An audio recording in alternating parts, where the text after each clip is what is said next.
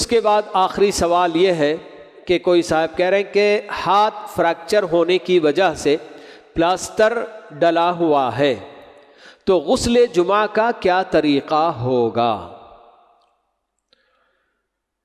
چاہے آپ کو وضو کرنا ہو یا غسل کرنا ہو،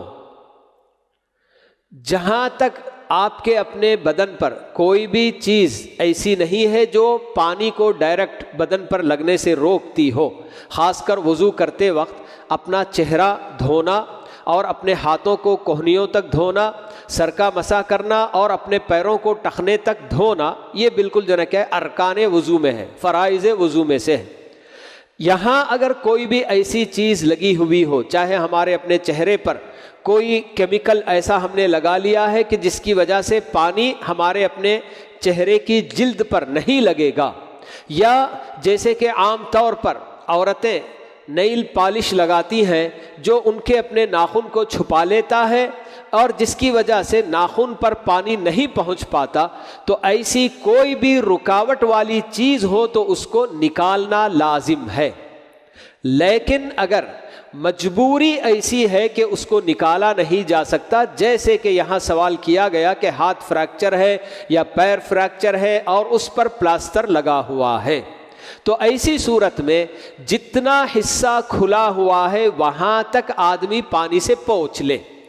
ہاتھ جہاں بھی فریکچر ہو تو انگلیاں وغیرہ ظاہر ہوتی ہیں یا پھر کوہنی سے کچھ حصہ باہر ہوتا ہے، ایسے تو جتنا حصہ باہر ہوگا اس کو پانی کے ذریعے پوچھ لیا جائے اور باقی حصے پر یوں ہی مسح کر لیا جائے، کوئی حرج کی بات نہیں،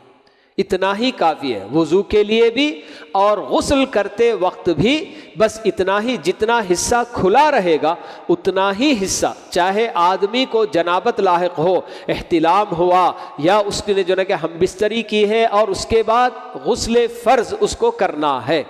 تب بھی اگر اس کے اپنے ہاتھ میں یا پیر میں کہیں پلاسٹر لگا ہوا ہے جسے کہ کھولا نہیں جا سکتا ہے وضو کرتے وقت یا غسل کرتے وقت، تو ایسی صورت میں جتنا حصہ کھلا ہوا ہوتا ہے اس پر پانی لگا کر پوچھ لیا جائے تو وہ خود کافی ہے انشاءاللہ۔ تو یہ آج کے ہمارے اپنے سوالات تھے جن کے جوابات میں نے آپ لوگوں کے سامنے رکھے ہیں۔ اللہ رب العالمین سے دعا ہے کہ اللہ تعالی ہم سب مسلمانوں کو اسی طرح ہمارے اپنے دین کے مسئلے مسائل سب جاننے اور ان کے مطابق صحیح دین پر عمل پیرا ہونے کی اللہ تعالی ہم سب کو توفیق نصیب فرمائے، آمین۔ وآخر دعوانا ان الحمد للہ رب العالمین، وصلی اللہ وسلم علی نبینا محمد وعلی آلہ واصحابہ اجمعین۔